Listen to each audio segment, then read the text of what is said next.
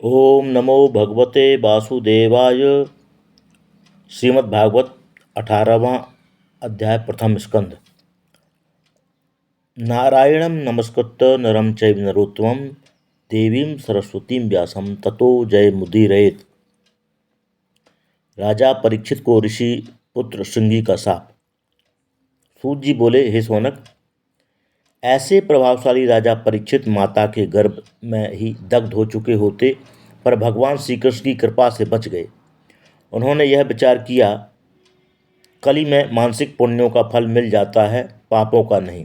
कली के गुण ले लिए और उसे छोड़ दिया, मारा नहीं। एक दिन वे शिकार खेलने के लिए धनुष बाण लेकर वन में गए।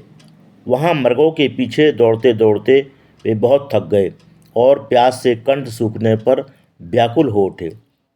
जलाशय न मिलने पर वे समीक मुनि के आश्रम में जा पहुँचे। वहाँ मुनि समाधि में स्थित थे।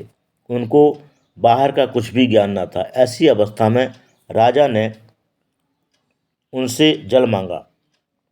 जब कुछ उत्तर न मिला, तब रोष में आकर एक मरा हुआ सांप ऋषि के गले में डालकर वे अपने नगर को लौट आए। मुनि का पुत्र श्रृंगी कौशिकी नदी के तट पर बालकों के साथ खेल रहा था। यह समाचार सुनकर क्रोध से उसके नेत्र लाल हो गए। उसने नदी के जल का आचमन कर राजा को शाप दे डाला।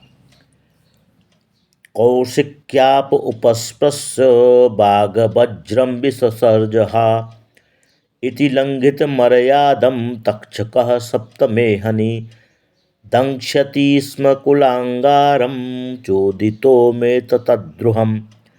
मर्यादा का उल्लंघन करने वाले इस दुष्ट राजा को 7वें दिन मुझसे प्रेरित होकर तक्षक सर्प डसेगा। यह कहकर श्रृंगी अपने आश्रम में आया और पिता के गले में लटकता सर्प देखकर दुखित हो जोर से रोने लगा। पुत्र के रोने का शब्द सुनकर मुनि की समाधि टूट गई।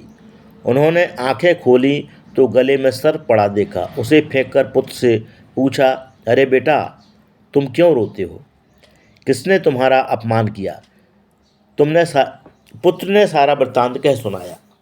मुनि को जब यह ज्ञात हुआ कि पुत्र ने राजा को श्राप दे दिया है, तब उन्होंने पुत्र की सराहना नहीं की, उसकी नादानी की भर्त्सना करते हुए कहा, अरे अज्ञानी, थोड़े से अपराध पर तूने इतना भारी दंड दिया। राजा साधारण मनुष्यों की तुलना के योग्य नहीं, वह विष्णु का अंश होता है। उससे रक्षित प्रजा अपने धर्म कर्म में लगी रहती है। उसके ना रहने पर राज्य में चोरों का साम्राज्य हो जाता है, प्रजा का धन लूटा जाता है, स्त्रियों का अपहरण होता है, परस्पर एक दूसरे को मारते हैं, सनातन धर्म भी नष्ट हो जाता है, वर्ण संकर संतानें पैदा होती हैं। इन सब का पाप नृपहंता को लगता है। तूने बड़ा अनुचित किया। प्यास से व्याकुल राजा हमारे आश्रम में आया था, वह शाप के योग्य न था। इस प्रकार दुखित होकर मुनि भगवान से प्रार्थना करने लगे।